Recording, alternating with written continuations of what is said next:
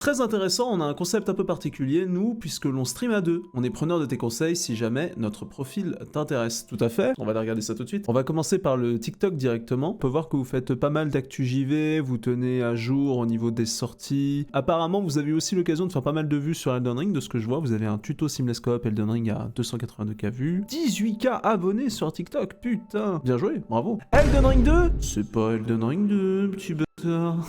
Mais je comprends, faut bien attirer du clic, y a pas de problème. Basiquement, sur Instagram, ce que vous faites, c'est exactement le même contenu que TikTok. Je trouve que c'est une manière intelligente de travailler, c'est-à-dire que vous faites du contenu en 9/16e, que vous allez publier certainement sur les différents réseaux. Ça fait du contenu de partout et ça fait gagner un masse de temps. Je plus sois totalement cette technique. Salut les mecs, Lelio va être buff. Ouais, sûrement.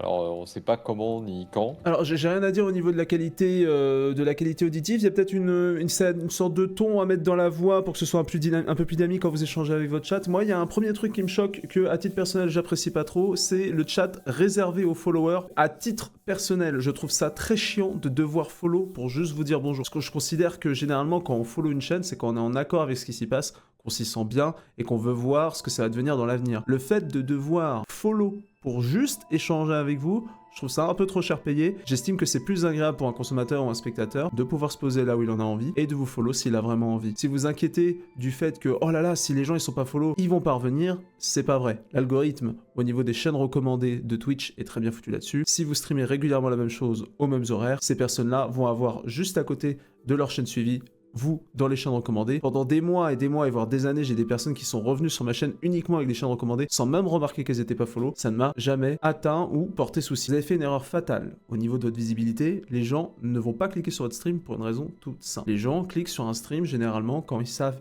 déjà à qui ils vont avoir affaire. Et bah pour vous, on sait pas. Et bah boum, qu'est-ce qui se passe? Votre nombre de spectateurs, les gars, il est devant votre caméra. Du coup, on vous voit pas. N'est-ce pas désagréable? Je vous invite très fortement au niveau du placement de caméra à faire ceci. Anti-tweet, tu vas sur la gauche et Tiro, tu vas sur la droite. Comme ça fait des regards qui se croisent. Ça fait vachement plus discussion humaine, le fait que les regards vont se croiser et ça va être vachement plus intéressant sur la prévisibilité de votre stream. Si vous souhaitez que je review votre chaîne, n'hésitez pas à me lâcher un commentaire et abonnez-vous.